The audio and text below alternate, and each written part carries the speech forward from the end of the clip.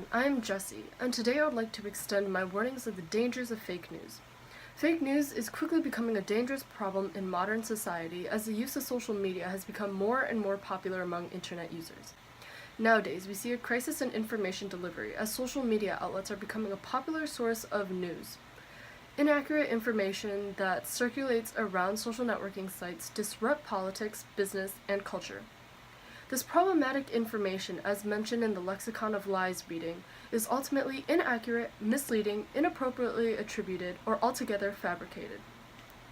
This reading draws parallels between government policies and clickbait fake news on social media platforms, resulting in this gaslighting effect that has readers of certain news outlets viewing government policies and elections as a joke.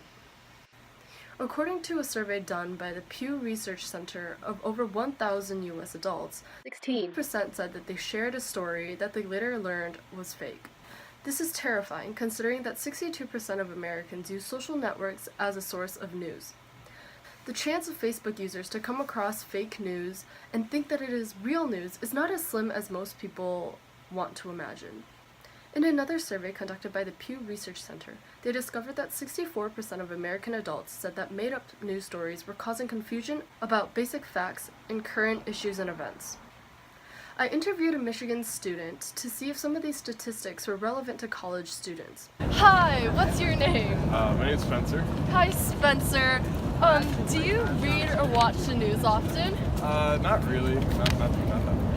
Do you trust what is on the news that you read or watch? Yeah, I would say so most of the time. Yeah? What news outlets do you normally read or watch? Like Politico. Yeah. I don't know. Whatever I see on Facebook, I guess. On Facebook? Yeah, a lot of links. Yeah, do you trust the things you see on Facebook? No, not at all. No. So, considering the last election, would you consider like the news on Facebook to be, like prevalent, or is it more like fake news? It's definitely fake. Fake news? A lot of fake news. Okay, thank you so much, You're welcome. Spencer. Have a nice day. It turns out, for this student, Facebook was one of his main sources of news. But with a good understanding of what consists of credible news articles, Spencer was able to distinguish the news on Facebook as untrustworthy. Spencer's ability to recognize untrustworthy sites show events like the last presidential election were not completely influenced by fake news. In a published study by Stanford University, they found that for fake news to have changed the outcome of the election, a single fake article would need to have had the same persuasive effect as 36 television campaign ads. Though it takes a lot for fake news to make a big impact on current events, it is still necessary for people to be information literate and have the ability to recognize real news from the fake. From the news literacy and CRAAP test readings in class, here are some ways that we all can be more information literate and cautious about news that we take in. The CRAAP test is very good in deciding whether a news source is real or fake, if the content is real or fake. Even though the CRAAP test is geared towards deciding whether a source is credible or not, a lot of the criteria in this test also applies when you're deciding whether the information you're reading is relevant, real, or if it's like fake and bad information. So C stands for currency and R stands for relevance. Both of these are really good in deciding if a source is credible and worth using in a research paper.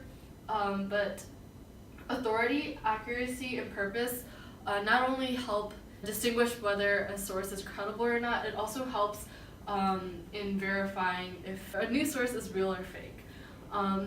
If you look at authority, you can look at logos, URLs, contents to verify if the source you're using is actually authoritative. And then accuracy, you want to look at the content and make sure that what you're reading is actually real and it actually makes sense. It's not just a lot of random information, misinformation thrown at you. And then you want to make sure that it's a good purpose.